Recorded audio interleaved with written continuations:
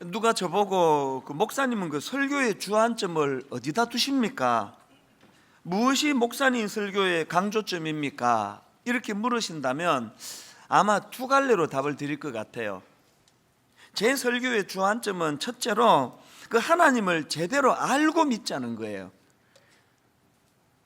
그런가 하면 또 한 가지 주안점은 그 하나님을 제대로 알고 믿었다면 그 당신의 믿음을 삶으로 증명해라. 이 두 가지가 제가 그 주안점을 두고 하는 설교의 그 내용이지 않을까, 그런 생각을 해보았습니다. 제 설교가 왜 이렇게 그 삶으로 증명하는 것을 강조하게 되었냐 하면은요, 사실 저는 그 대학생 시절에 그 교회에 대해서, 또 더 정확하게 말하자면 그 교회에 다니는 어른들에 대해서 그 마음의 반발심이 컸습니다. 교회가 크지를 않으니까 그 어른들의 행동, 거지, 모습이 다 보여지거든요. 저 집사님이 뭐 수요 예배 같은 데 나와가지고 대표 기도할 때 보면은 뭐 천사 그 자체예요. 막 얼마나 기도가 놀라운지, 막 온 세상의 허물 다 용서하고 원수 다 용서하고 뭐 완전히 뭐 주님의 종 그 자체예요. 근데 그 어른이 그 주중에 다 보이거든요. 같은 동네 사니까. 그리고 또 예배 마치고 식당에서 뭐 그분이 어떻게 하는지 다 보이잖아요. 그렇게 뜨겁게 기도했던 사람이 보면은 이기적이고 자기 거 챙기는데 집착하고 뭐 조금만 뭐 손해된다 싶으면은 막 핏대 올리면서 싸우고, 그렇게 하다가 또 이제 밥 먹고 저녁 예배 들어가고 대표 기도할 때는 또 막 주야 그러면서 막 기도하니까 이 어린 제 눈에 이게 코미디 같은 거예요. 이 신앙이 도대체 이게 뭔가? 사실 제가 목사가 되는데 시간이 꽤 걸렸거든요. 30살에 신학교로 갔는데요, 제가 목사 되는 걸 방해했던 결정적인 요인들이 다 이런 것들이에요. 목회를 하면서도 저는 종종 기도하는 게, 여기 우리 대학생들, 오늘 예배 참석의 젊은이들이 제 모습을 보고 그렇게 생각하지 않기를 바랄 뿐이에요. 이런 마음이 크다가 보니까 저는 우리 교역자들에게 항상 강조하는 포인트 하나예요. 존재로 목회해라. 존재로. 입으로 하지 말고. 강단에서 전했으면 뭐 우리가 뭐 천사를 해가지고 100% 그렇게 실천하며 살 수는 없다 하더라도 좀 자기가 전한 거에 대해서 지키려고 애라도 써야 될 거 아니냐. 삶으로 증명해 보이지 않는 그 신앙은, 저는 이런 면에서 저 자신에게도 그렇고 우리 젊은 후배 교역자들에게 가끔씩 참 너무 실망이 될 때가 있습니다. 화요일 날 전체 교역자들을 모아놓고 우리가 삶으로 우리 이 믿음을 증명해 보자, 존재로 목회하자, 우리가 먼저 본을 보이자, 십자가의 길을 걷자, 막 이렇게 이제 강의하면은 막 받아 적고 막 컴퓨터로 그냥 노트북으로 타이프 치고, 그리고 이 문제로 기도하자 그러고 막 엉엉 울면서 기도하고 그러는데, 이게 딱 자기 어떤 이해관계에 부딪히면은 그 손에 들려져 있는 떡 하나라도 절대로 자기가 포기할 생각하지 않고 집착하고 이런 것들을 간혹 볼 때가 있거든요. 그러면 목회 회의가 와요. 화요일마다 내가 떠드는 건 이건 뭐 위해서 하는 거냐, 뭘 받아 적었고 무엇 때문에 울면서 기도했느냐고요. 이런 부분에서 우리 자신들을 좀 돌아봐야 되는 거 아닙니까? 예수님의 제자들도 마찬가지예요. 예수님께서는 마태복음 16장 24절에서 이에 예수께서 제자들에게 이르시되 누구든지 나를 따라오려거든 자기를 부인하고 심지어는 자기 십자가를 지고 나를 따를 것이니라.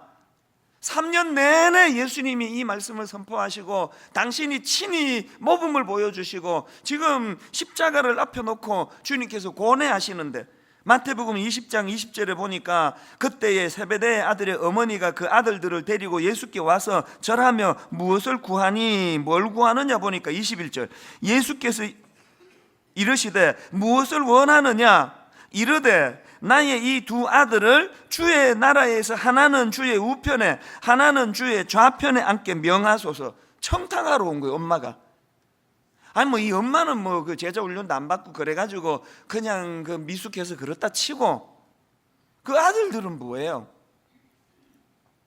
제가 결정적으로 이 구절에서 주목하는 건 24절입니다. 열 제자가 듣고 그 다음 보니까요, 그 두 형제에 대하여 분이 여기거늘, 제가 이걸 가만히 보니까 그 형제 엄마에 대해서 분이 여기는 게 아니라 형제에게 분이 여긴다는 게 뭘로 의미하겠습니까? 그 두 아들도 지 엄마하고 생각이 똑같다는 거 아닙니까? 그리고 또 그 분이 여기는 나머지 그 제자들도 마찬가지예요. 왜 분이 여기였을까요? 제가 목회하면서 여러분 수많은 사람들을 제가 상대하면서 내린 결론이 뭔지 아십니까? 고집 센 사람이 상대방 고집 센 걸 절대로 못 참아요. 그 성격 못된 사람이요, 그 상대방 성격 못된 걸 절대로 못 견뎌요. 지금 이 제자들이요, 자기 동료 두 제자들에 대하여 분이 여긴다는 것은요, 자기들도 똑같은 생각을 하고 있다는 거 아닙니까? 자기들이 지금 예수님 우편에 앉아야 되나 좌편에 앉아야 되는데 그 형제들이 이거 다 차지해 버리면 우리 뭐 하느냐고. 지금 놀라운 건요, 이 마태복음 20장에서 자리 다툼하고 있는 이때가 예수님이 십자가 지시를 예루살렘에 입성한 상황이에요. 3년 내내 그렇게 배우고 듣고 했는데 결정적으로 이해관계가 딱 맞닥뜨리면 배운 거 하나도 소용없는 거, 이게 제자들의 모습이고, 이런 제자들의 유치한 모습이 어느 자리로 갔나? 결국 예수님이 잡혀가시던 밤에 요한하고 베드로만 빼고 다 도망가는 거예요. 다 도망. 저는 이게 두렵습니다, 이 말씀이. 왜 그러냐? 오늘 우리 안에 있는 이런 죄성으로 인한 이기적인 태도, 그냥 헌신은 입으로만 하고, 희생은 입으로만 하고, 용서는 입으로만 하고, 뭐 설교 받아 적을 때만 쓰고, 삶 속에서 이게 나타나지 않으면 우리도 제자들처럼 결정적일 때 예수님을 버리고 도망갈 위험이 있다는 거예요. 사실 제가 작년 가을에 이런 문제로 시간이 없어서 제가 자세한 얘기는 못 드리지만 슬럼프가 온 거예요. 저는 잠을 너무너무 달게 자는 사람이기 때문에요, 내 생애에 불면증이라는 게 그 작년 가을에 처음 겪어봤습니다. 길게는 아니었지만 너무 내 존재가 힘든 거예요. 난 뭐 하는 사람인가? 결국은 이게 삶으로 연결이 하나도 안 되고 머리로만 맴도는데, 내 인생을 내가 30살 때 한국으로 돌아와가지고 가족 떠나서 내가 산 지가 그 당시 26년째인데 내 인생은 뭐냐? 잠이 안 오는 거예요. 내 앞으로도 계속 이렇게 살아야 되나? 내가 우리 교역자들을 봐도, 성도들을 봐도, 순장님들을 봐도 너무너무 내 존재에 대한 회의가 오니까요, 정말 힘들더라고요. 그렇게 불면의 밤을 보내면서 괴로워하고 있을 때 제가 계속 마음으로 되뇌었던 말씀이 바로 오늘 본문 고린도전서 15장 31절 말씀입니다. 형제들아, 내가 그리스도 예수 우리 주 안에서 가진 바 너희에 대한 나의 자랑을 두고 단언하노니 나는 날마다 죽노라. 나는 날마다 죽노라. 계속 이걸 제가 되뇌이고 묵상을 했습니다. 제 사무실에요, 나는 날마다 죽노라 큰 글씨로 쓴 액자를 벽에다 붙여놨습니다. 들어가면서 보고, 일하다가 또 그 들여다보고, 집에 가면서 들여다보고, 나는 날마다 죽노라. 아무리 생각해도 참 이 부끄러운 자리에 빠져있는 우리 목회자들이나 여러분들 목사라고 여러분이 믿어주십니까? 인정하십니까? 또 여러분들이 회사에 가서 여러분이 크리스찬이라고 세상 사람들이 여러분을 믿어주십니까? 이 위기예요, 위기. 이 위기를 어떻게 이거를 돌파할 수 있느냐? 답은 딱 하나더라고. 나는 날마다 죽노라. 이거 되뇌이는 거예요. 이 나는 날마다 죽노라가 무슨 뜻인가 알고 묵상해야 될 거 아닙니까? 원어로 나는 날마다 죽노라를 그대로 순서대로 직역을 하자면, 원어 그대로 직역하면 이렇습니다. 매일 나는 죽는다. 이게 그렇게 돼 있습니다. 그럼 매일 나는 죽는다가 이게 무슨 뜻이냐? 이 두 갈래로 설명할 수 있는데, 나중에 여러분 영어 성경으로나 여러 번역본을 보면은요, 이 구절을 번역한 게 딱 두 갈래예요. 여기 나오는 매일 나는 죽는다라는 이 말씀은요, 첫째로요, 나는 날마다 죽음의 위험을 당하고 있노라, 그 뜻이에요. 바울이 예수 믿고 사명을 감당하느라 얼마나 그 힘든 삶을 살았습니까? 고린도후서 11장 23절부터 한번 보십시오. 내가 수고를 넘치도록 하고 옥에 갇히기도 더 많이 하고 매도 수없이 맞고 여러 번 죽을 뻔하였으니 유대인들에게 40에서 하나 감한매를 5번 맞았으며 3번 태장으로 맞고 1번 돌로 맞고 3번 파선하고 일주일을 깊은 바다에서 지냈으며 여러 번 여행하면서 강의 위험과 강도의 위험과 동족의 위험과 이방인의 위험과 시내의 위험과 광야의 위험과 바다의 위험과 거짓 형제 중의 위험을 당하고 또 수고하며 애쓰고 여러 번 자지 못하고 줄이며 목마르고 여러 번 굶고 춥고 헐벗었노라. 바울이 지금 자기가 겪었던 이 고통스러운 수많은 내용들을 필요하는데 이걸 딱 한마디로 요약하자면 나는 날마다 죽노라, 그 얘기예요. 여러분에게 예수 믿고 복받고 부자되고 잘 살고 편해지고 이것만 있습니까? 여러분이 예수 믿었기 때문에 부어진 사명이 있어서 이런 그 사명으로 인한 고통, 아픔, 이걸 좀 경험하면서 살고 계십니까? 어떠신지 모르겠습니다. 그런가 하면 두 번째로 여기 나오는 나는 날마다 죽노라라는 이 말씀은요, 또 이런 뜻이에요. 그런 죽음의 위험이 있다면 나는 기꺼이 죽겠다. 그런 죽음의 위험이 내게 있다면 나는 기꺼이 죽을 준비가 되어 있다. 이게 나는 날마다 죽노라의 뜻이에요. 사도행전 21장에 보면은 바울이 돌레마이라는 항구 도시에서 그 빌립의 집에 머물고 있는데요, 그 빌립의 딸들이 바울에 관하여 무슨 예언을 하는가 하니까 바울이 지금 예루살렘으로 지금 가고자 하는데, 이제 바울이 예루살렘으로 가면은 붙잡혀 가지고 큰 곤욕을 치를 수 있다는 거예요. 주변 사람들이 그 예언을 듣고는 바울을 사랑하니까 당연히 말렸죠. 울면서 말린 거예요. 바울 선생님 가지 마시라고. 거기 가면 그렇게 위험하다는데, 죽을지도 모른다는데 가지 마시라고 막 울면서 그렇게 권면을 하니까 바울이 하는 말이 사도행전 21장 13절입니다. 바울이 대답하되 여러분이 어찌하여 울어 내 마음을 상하게 하느냐? 나는 주 예수의 이름을 위하여 결박당할 뿐 아니라 예루살렘에서 죽을 것도 각오하였노라 하니. 여기서 지금 바울이 실제적으로 이게 지금 여기서 성경 공부하면서 우리 예수 잘 믿으면 뭐 사명 때문에 죽을지도 모릅니다, 그러면 아멘하고 하는 그 분위기가 아니에요. 지금 이게 지금 실제예요. 실제.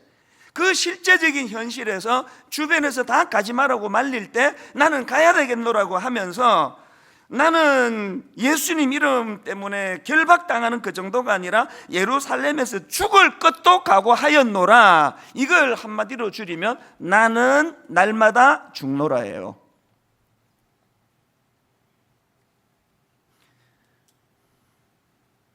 부활주의를 맞이해서 제 마음에서 계속 되뇌어지는 질문, 이제 내 남은 여생은 어떻게 보내야 되는 건가?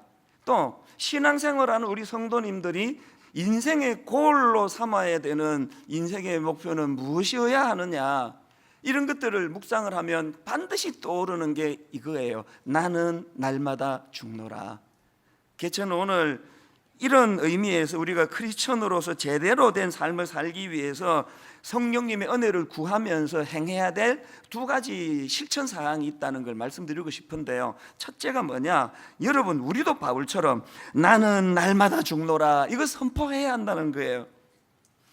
이 나는 날마다 죽노라가 무슨 뜻이라고요? 내가 사명을 감당하는 과정에서 그것이 죽음의 위험을 가져다 주는 거라면 나는 기꺼이 죽을 준비가 되어 있다.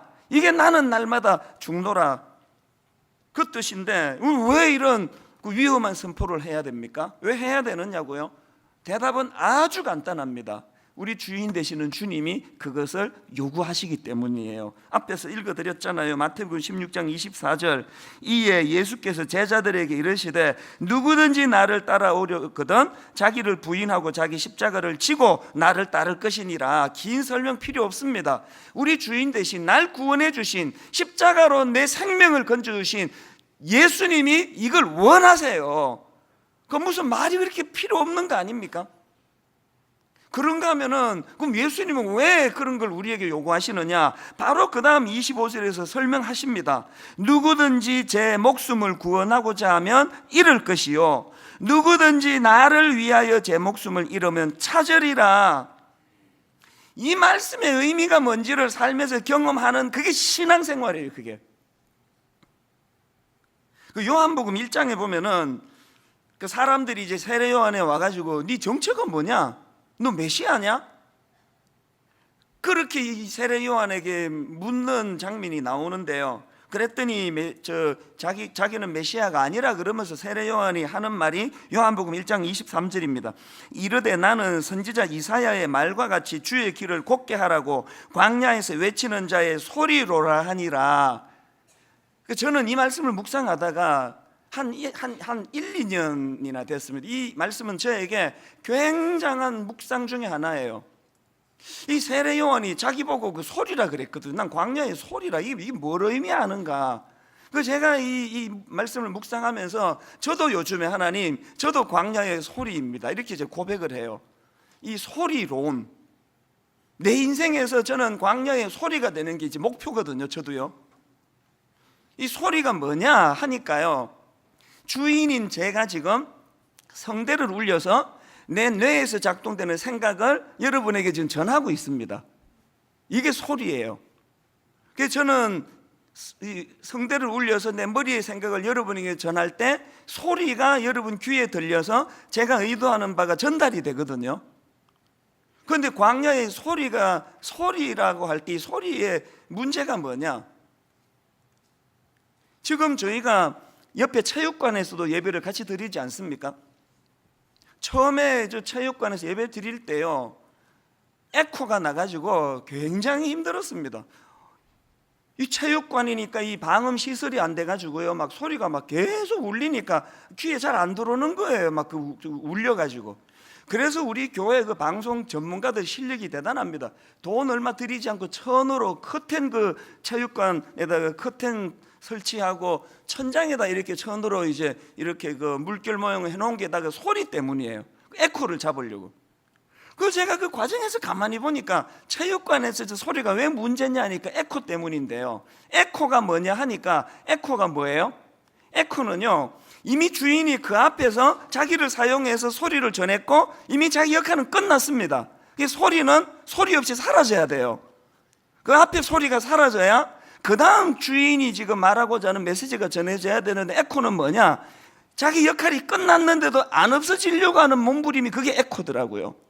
에코 잡는 게 진짜 중요하더라고요, 이 소리를 전하는데. 제가 이거를 깨닫고 나서 하나님 앞에 드리는 기도가 그겁니다. 하나님, 제가 에코가 되지 않기 원합니다. 주님이 저를 서실 때 선명하게 소리로 전달이 되고 내 역할이 끝나면 소리 없이 사라지기를 원합니다. 저 이제 50대 중반밖에 안 돼가지고 제대로 은퇴하려면 시간 많이 남아 있습니다. 그러나 1, 2년 전부터 저는 하나님 앞에 기도합니다. 은퇴 이후를 놓고 아버지, 제가 추해지지 않도록, 아버지, 제가 에코가 되지 않기 원합니다. 계속 그렇게 하나님께 지금도 구하고 있습니다. 아버지, 주인이 소리를 요렇게만 내면 요렇게만 전달하고 너무 소음을 크게 내지도 않도록, 주인이 원하시는데 소리 귀찮아게 주고 소리 안 내는 짓도 하지 않고, 광야에 제가 소리가 되기 원합니다. 부끄러운 고백이지만요, 에코가 되지 않겠다는 이 제 마음의 그 소원은요, 바울의 빌립보서 1장 20절의 소원하고 비슷하다고 감히 말씀드릴 수 있습니다. 나의 간절한 기대와 소망을 따라 아무 일에든지 부끄러워하지 아니하고 지금도 전과 같이 온전히 담대하여 살든지 죽든지 내 몸에서 그리스도가 존귀하게 되게 하려 하나니, 제 목회가 사람들에게 너무너무 인정을 받는 평탄한 목회든지, 내 목회가 맨날 오해받고 돌맞고 욕이나 얻어먹는 그런 목회든지, 내 몸부림의 모든 결론은 나로 말미암아 그리스도가 존귀하게 되는 것, 이게 소리가 되고자 하는, 그래서 제가 하나님 앞에 에코 같은 인생이 되지 않기를 원한다는 그 고백이거든요. 그런데 제가 드리고 싶은 메시지가 뭐냐면요, 아까 예수님께서 말씀하셨잖아요. 누구든지 제 목숨을 구원하고자 하면 잃을 것이요 누구든지 나를 위하여 제 목숨을 잃으면 찾으리라. 이걸 내 삶에 적용하기를, 내가 나를 위해 가지고 집착하고 이기적으로 살면 그것 때문에 나는 오히려 피폐해질 것이고, 그리스도가 종기 되기를 위하여 내가 손해보고 희생하면 그것이 내 인생이 윤택해질 것이다. 이렇게 적용하고 봤더니요, 제가 광야의 소리가 되겠다고 기도하고부터 예기치 못한 선물 하나를 하나님께 받은 거예요. 그게 뭐냐 하니까, 이제 제가 쓰임 받을 때 잘 쓰임 받고 구차해지지 않고 추해지지 않고 에코같이 그냥 역할 끝났는데도 그냥 안 사라지려고 바둥바둥 거리지 않기를 원합니다라고 기도하고부터요, 지금 제 현역이잖아요. 제가 지금 저의 이 현역의 하루하루가요 너무너무 소중한 거예요. 난 지금 에코가 아닌데, 난 지금 주님의 소리인데, 아버지 제가 이거 잘 쓰임 받기를 원합니다. 최근에 제가 2달 안식을 당회에서 허락해 주셨는데, 1달 반 만에 복귀, 보름을 당겨서 조기 복귀한 거, 이 소리론에서 깨달은 깨달음 때문이에요. 제가 이제 막 좀 육신이 지쳤던 거 한 일주일 쉬니까 다 풀리더라고요. 그리고 이제 앞으로 우리 교회가 어떤 방향으로 갈지를 한 달 하나님 앞에 기도하면서 그렇게 정리해 보니까 다 정리가 다 되더라고요. 그래서 이제 1달 좀 지나니까 다 정리가 됐는데, 이 아까운 시간을 보름 시간에 내가 왜 빈둥빈둥 집에서 내가 놀아야 돼? 못 견뎌서 제가 2주 당겨서 복귀한 거거든요. 우리가 주님 앞에 나는 날마다 죽노라, 주님이 종기 여김을 받으실 수만 있다면 나는 좀 희생하고 나는 좀 손해되는 삶을 살아도 저는 괜찮습니다라고 고백할 때, 주님은 우리를 착취하셔가지고 그래라, 네 인생은 그냥 비참하게 끝내라, 그럴 뿐이 아니라는 믿음이 들 때 나는 날마다 죽노라 고백할 수 있는 거예요. 요즘에 제 인생은요, 원래부터 전 뭐 그렇게 행복했던 사람이지만 황홀합니다. 황홀. 하루 일과가 끝나고 피곤한 몸을 이끌고 잠자리 들어가려고 침대에 누우면 막, 아버지 오늘도 저 같은 종이 아직도 에코가 아니고 그래도 주님이 필요로 하시는 소리로 저를 사용해 주시는 거 너무너무 감사하고요. 아침에 새벽에 한 3시, 어떨 때 4시, 그렇게 아침에 눈이 딱 떠지면 딱 첫 번째로 드는 느낌이, 나 아직 살아있는 게 너무 감사해요. 내가 아직도 소리로 쓰일 수 있다는 게. 저는 여러분 삶 속에서 나는 날마다 죽노라, 이 의미를 아시면서 이것을 늘 독백하는 여러분 되시기를 바랍니다. 그런가 하면 두 번째로 또 우리가 해야 할 일이 하나 더 있는데, 그게 뭐냐 하니까요, 여러분 그런 선포, 나는 날마다 죽노라라는 선포가 가능하기 위해서 우리가 이 부활신앙으로 무장돼야 되는데, 부활신앙, 제가 오늘 본문 고린도전서 15장에서 깨달은 게 하나 있는데, 발견한 게 뭐냐 하니까요, 자 여러분, 나는 날마다 죽노라 이 선포를 바울이 31절에서 했거든요. 고린도전서 15장 31절에서 나는 날마다 죽노라 그렇게 선포했는데, 그 앞에 바울이 겪은 게 하나 있다는 거예요. 겪은 게, 그게 뭐냐, 자 그 31절보다 훨씬 앞입니다. 15장 4절을 한번 보세요. 부활하신 예수님에 대하여 묘사하는 거예요. 장사 지낸 바 되셨다가 성경대로 사흘 만에 다시 살아나사, 그리고 누구도 만나고 쭉 피력하고는 8절을 한번 보세요. 맨 나중에 만삭되지 못하여 난 자 같은 내게도 보이셨느니라. 제가 발견한 게 뭐냐 하면은요, 바울이 31절에서 나는 날마다 죽노라, 이 엄청난, 난 죽어도 좋다라고 고백할 수 있었던 이 고백이 있기 전에 전제 조건이 뭐였나? 만삭되지 못한 나 같은 사람에게도 부활하신 주님이 내게도 보이셨느니라. 그가 부활하신 주님을 경험했단 말이에요. 부활하신 주님으로 말미암아 이 땅에서의 삶은 잠깐 텐트 치고 사명 따라 사는, 훈련하는 데고, 부활하신 주님을 따라 나도 부활하여 영원한 생명을 얻게 될 것이라는 이 믿음이 그에게 있었기 때문에 나는 날마다 죽노라, 이게 가능해졌다는 거예요. 더 재밌는 건요, 31절에서 바울이 나는 날마다 죽노라 그렇게 고백하는데, 그 고백하기 바로 앞에 30절, 31절 바로 앞에 30절에서 바울이 무슨 말을 하느냐, 또 어찌하여 우리가 언제나 위험을 무릅쓰리요. 무슨 뜻인지 아시겠죠? 내게 부활신앙이 없다면 내가 왜 이런 바보 같은 짓을 왜 해? 내게 부활신앙이 없다면 나는 날마다 죽노라 같은 이런 어리석은 소리를 내가 뭐하러 해? 바울은요, 그 어리버리한 사람 아닙니다. 요즘으로 치면 뭐 아주 그 석학이에요, 석학. 그냥 막 감정에 들떠가지고 사는 사람 아닙니다. 그 똑똑한 바울이 부활하신 예수 그리스도를 만나고 나니까 인생의 계산이 나오는 거예요. 잠깐 있다 없어질 이 땅에서 뭘 좀 누리겠다고 아둥바둥하는 이런 미련한 짓 때문에 영원한 하나님 나라에서 손해될 짓 안 하는 게 좋겠다. 그 합리적인 바울의 생각이고 계산이거든요. 이제 내 삶은 이 땅에서 죽음으로 끝나는 거 아닌 걸 내가 알게 됐다. 이제 여기서 인생 끝나면 모든 것 아시는 주님 앞에 다시 영광스러운 부활의 모습으로 나는 서게 되었다. 이 확신을 가지고 있으니까 나는 날마다 죽노라. 까지 그 죽으면 천국 가는데 이 부활신앙 아닙니까? 그거는 목사님이요, 저랑 친한 목사님이 계시는데 이 목사님이 이제 대학교 다닐 때 운동권이었대요. 그 데모하는 그런 운동권이었는데 막 주동에 사는 분은 아니고 의협심이 강한 분이니까 이제 그 운동권 안에서 이제 데모하고 뭐 그렇게 살았는데 이분에게 이제 고민이 뭐냐 하니까요. 그 데모할 때 전투조라고 그 맨 앞에서 싸우는 역할을 하는 팀이 있다고 합니다. 근데 친구 하나가 계속 이 목사님 보고 이제 대학생 때 네가 맨 앞에 서라는 게 자꾸 네가 맨 앞에 서라고. 그게 얼마나 부담스럽습니까? 계속 이제 자기 보고 맨 앞에 서라고 그러니까 이 목사님이 이제 그게 힘들어 가지고 그 친구한테 너는 왜 맨날 나보고 맨 앞에 서라 그러느냐, 그렇게 이제 따졌대요. 그랬더니요, 그 친구가 한 말이 정말 재밌습니다.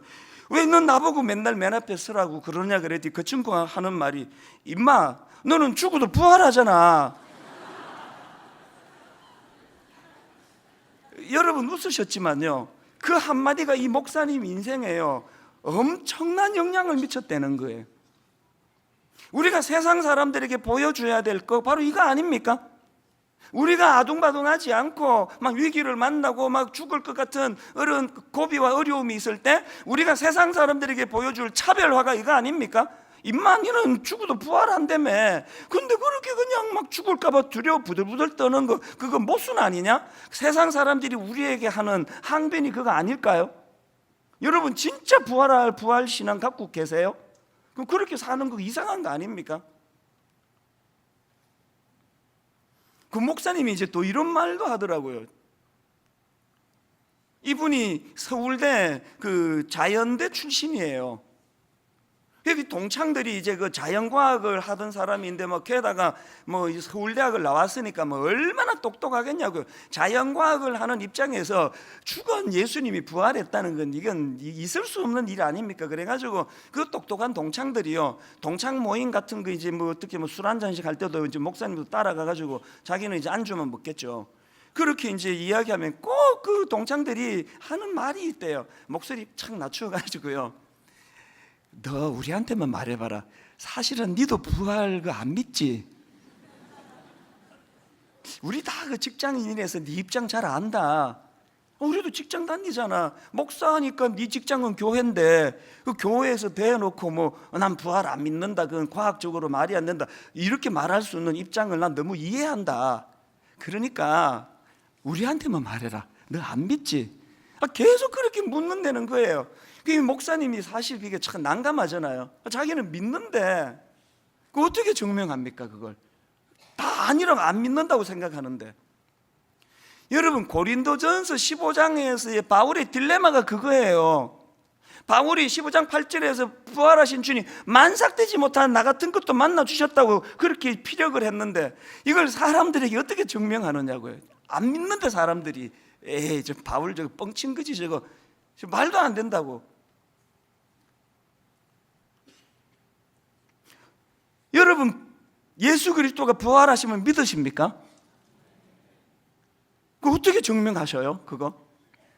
그 바울이 지금 자기는 부활하신 예수님을 만삭되지 못한 나 같은 자도 만나 주셔가지고 부활하신 주님을 만났다 그러는데 옆에 사람이 이거 증명해봐. 니 어떻게 만났니? 그러면 뭐 요즘처럼 막 스마트폰으로 뭐 동영상 찍어 놓은 게 있고 그러면 뭐 증거로 보이지만 그게 하나도 없는데. 여러분 잘 들으세요. 오늘 본문 15장 37절에서 나는 날마다 죽노라라는 이 고백이 바울이 부활하신 주님을 만났다는 증거 자료로 내놓는 이야기예요. 바울이 자기가 부활하신 주님을 만나서 부활신앙이 내게 소유되었다는 걸 증명할 수 있는 길은 죽는 걸 자기는 두려워하지 않는 거. 죽어야 부활하는 걸 증명할 수 있으니까. 오늘 이게 우리에게 주시는 메시지가 뭡니까? 아마 오늘 주보를 보니까 부활주일인데 설교 제목이 나는 날마다 죽노라 그래서 믿음 좀 있는 성경 좀 아는, 이게 미스프린트다 이거. 이게 지난주에 해야 되는 설교인데 무슨 부활주일날 나는 날마다 죽노라고 이렇게 생각하신 분이 계시면 여러분이 오해하는 게 뭐냐면 고린도전서 15장은요 부활장이에요. 부활장.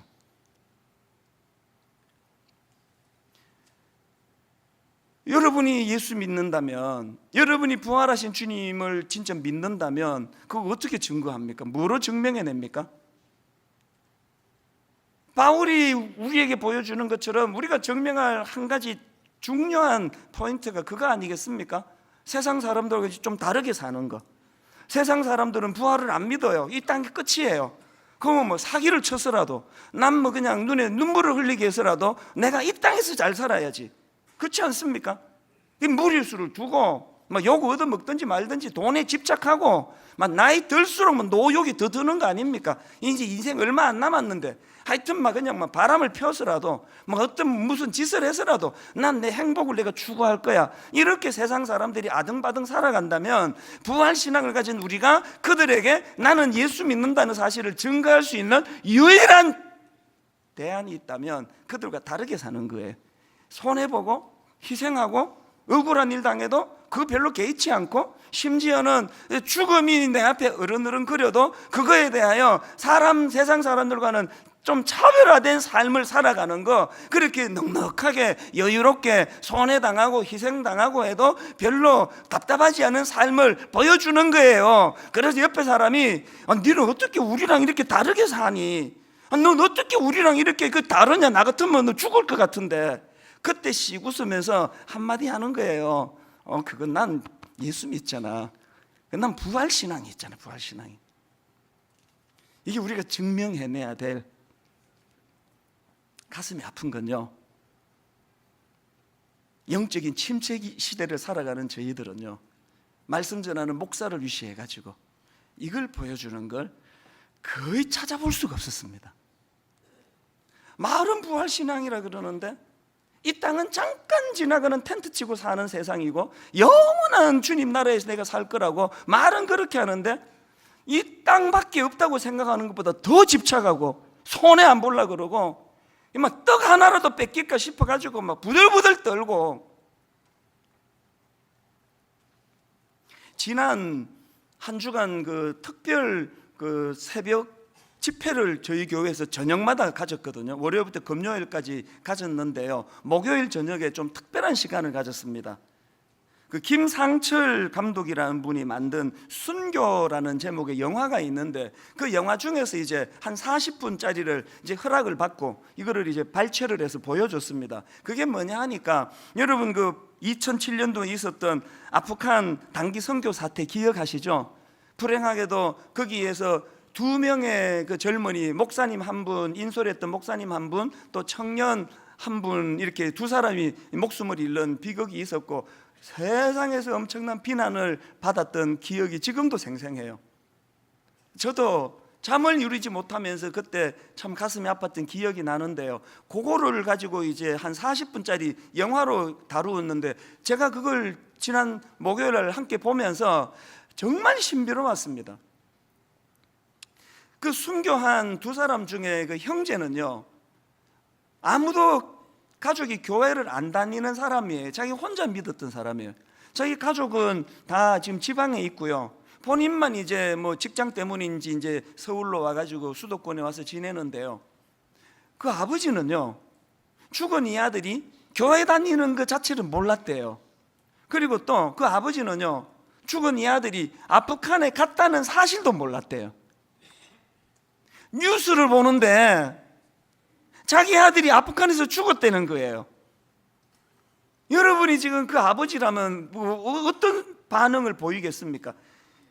뭐 죄송한 말이지만요, 제가 예수 안 믿는 그 아버지라면 그냥 안 넘어갑니다. 절대 그냥 안 넘어가요. 어떻게 그냥 넘어갑니까? 실제로 그 아버지도요, 그 장례 기간 동안에 이건 그냥 넘어갈 수 없다고 그 엄청난 분노와 울분을 그렇게 토해내신 걸로 제가 알거든요. 이게 교회 입장에서 얼마나 난감합니까 지금. 근데 여러분, 그렇게 하고 몇 년이 지났는데 제가 그 영화를 보니까요, 그 아버지가 예수를 믿으시는 거예요. 이게 어떻게 된 건가 보니까요, 그 아버지가 이제 막 교회에 대한 막 분노, 막 엄청난, 아들을 그냥 그 아프간으로 보내가지고 아들을 죽였다고 분노가 많았는데 그 아버지에게 질문이 딱 하나였대요. 질문이, 우리 아들은 아프간에 왜 갔느냐는 게, 왜? 그 위험한 데를 왜 갔느냐고 막 분노하면서 계속 이제 그 질문을 가지고 있었는데요, 이제 그 교회 장로님이 이제 이 아버지의 질문 만나면 자꾸 이렇게 따질 거 아닙니까? 그래서 뭐 이 질문에 답이 될지 모르겠습니다. 그러면서 이제 그 교회에서 캄보디아 그 여름에 그 단기 선교 가지 않습니까? 거기에 한번 가보시면 그 아들의 마음을 이해하실지 모르겠습니다. 그래서 이 아버지가 그 캄보디아 단기 선교를 따라간 거예요. 따라가서 그 현장에서 섬기는 분들을 보고 아버지가 충격을 받은 거예요. 저희 교회도요, 의료 선교팀이 여름에 캄보디아나 또 뭐 인도나 이런 경제적으로 약한 지역에 가가지고요, 그 우리 교회에서도 그런 일이 있었습니다. 그 환자 하나가요, 그 수술이 정말 그 미개한 나라예요. 그 수술용 거자고 뭉태기를 배 안에 넣고 꿰매가지고요, 그래서 그 젊은 여성으로 알고 있는데 거의 뭐 다 죽어가고 있었는데, 우리 그 의사 장로님이 단기 선교 가서 그 열악한 환경에서 목숨을 내놓고 수술을 해가지고 그 살려냈습니다. 뭐 이런 것들을 이제 이 아버지가 캄보디아 단기 선교 가서 본 거예요. 그리고는 이 아버지가 충격을 받은 거예요. 우리 아들이 그 위험한 그 낙후된 그곳에 이런 거 하러 갔구나, 가난한 이웃을 봉사하러 갔구나. 그 아버지가 거기서 꼬꾸라졌대요. 그래서 뭐 시간이 없으니까 뭐 다 설명할 길이 없고요, 결과 아무도 예수 안 믿던 그 형제가 예수 믿으라고 부모님에게 무슨 성경 들고 설교해서 변화된 게 아니고요, 그 어머니 지금 교회 다니시고요, 아버지 예수 믿으시고요, 그 남동생 있는데 예수 믿고요, 그 남동생의 그 당시로 결혼할 그 여자친구 예수 믿고요.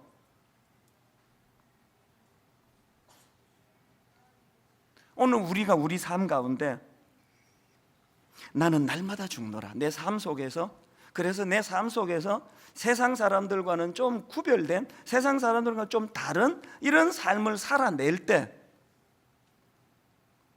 결론을 저는 이렇게 오늘 맺기를 원합니다. 우리도 바울처럼 나는 날마다 죽노라라는 이 선언을 통해 하나님 예수 믿는다는 건 아주 편하게 사는 게 아니라 사명을 감당하는 겁니다. 이 사명 때문에 그냥 막 숨이 가쁠 정도로 힘들다 할지라도 아버지 나는 날마다 죽노라 이렇게 고백하기를 원합니다.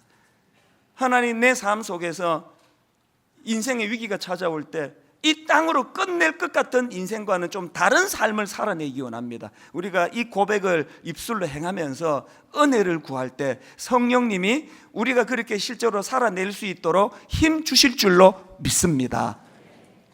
기도하시겠습니다. 하나님, 오늘 이 말씀을 아프게 전합니다. 그리고 아프게 듣습니다.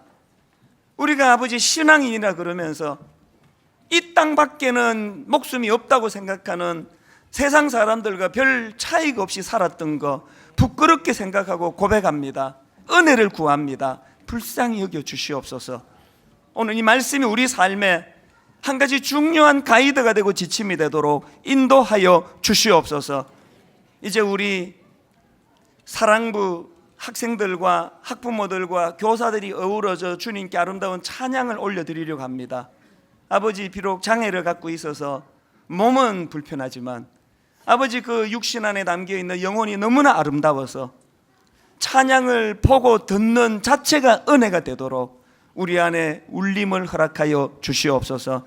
예물 드리는 손길들마다 은혜 주시고 또 아름답게 쓰임 받도록 함께하여 주시옵소서. 감사드리옵고 예수님 이름으로 기도드립니다. 아멘. 오늘 우리 부활절 헌금을 드리는 동안에 우리 사랑 학생부예요. 140여 명의 우리 사랑 학생부 학생들과 부모들과 교사들이 어우러져 하나님을 찬양하기 원합니다. 하나님께서 이 찬양 받으실 줄로 믿습니다. 우리 같이 헌금하시도록 하겠습니다.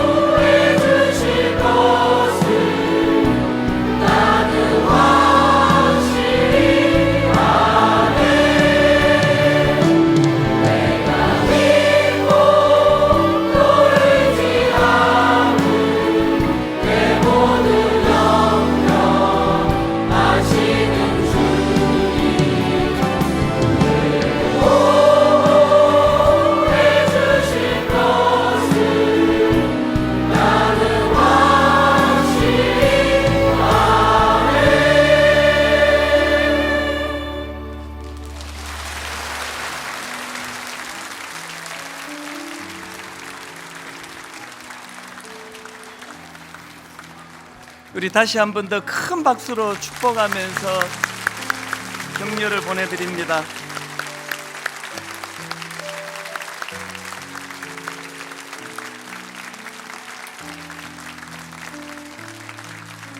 저는 저희 교회 안에 있는 이 사랑부, 이제 사랑부, 오늘 방금 찬양한 학생부고요. 또 우리 사랑부 청년부가 있는데, 저는 우리 사랑부 학생들과 청년들을 볼 때마다 마음에 무슨 생각을 갖느냐 하면, 하나님의 창조 질서를 저 아이들에게서 배워야 되는 거 아니냐. 우리 너무 잔머리 굴리고 계산하고 그러면서 우리가 자성자박하는 건 아닌가, 그런 생각을 할 때가 있습니다. 우리 저 아이들이 이 편견이 많은 이 세상에서 교회가 있기 때문에, 저들의 영혼을 볼 줄 아는 믿음의 성도들이 있기 때문에 교회만 오면은 용기를 얻고 힘을 얻고, 그래서 오히려 우리가 저 아이들을 보면서 저 맑음을 보고 배우고 도전받고, 그래서 오늘 여기 그 부활주일의 구호가 저는 참 좋습니다. 부활의 소망 더불어 샬롬. 교회 안에서 이 부활의 소망 더불어 샬롬이 구현되도록 기도해 주시기를 부탁을 드리겠습니다. 이제 우리 다 자리에서 일어나셔서 찬송가 160장 기쁨으로 우리 손뼉 치면서 부활의 기쁨을 이렇게 노래하기 원합니다.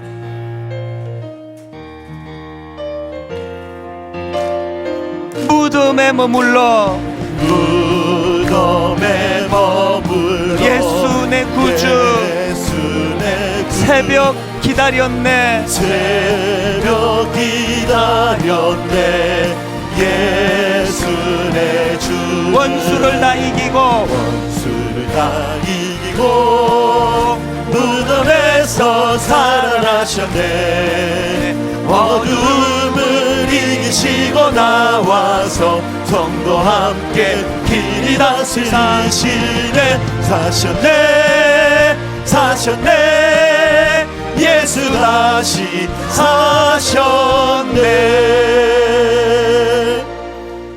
하나님, 오늘의 이 예배의 기쁨이 우리 삶 가운데 늘 흘러넘치도록 도와주시고, 우리 삶 가운데 나는 날마다 죽노라 이 담대함을 가지고 살아가도록 함께하여 주시옵소서.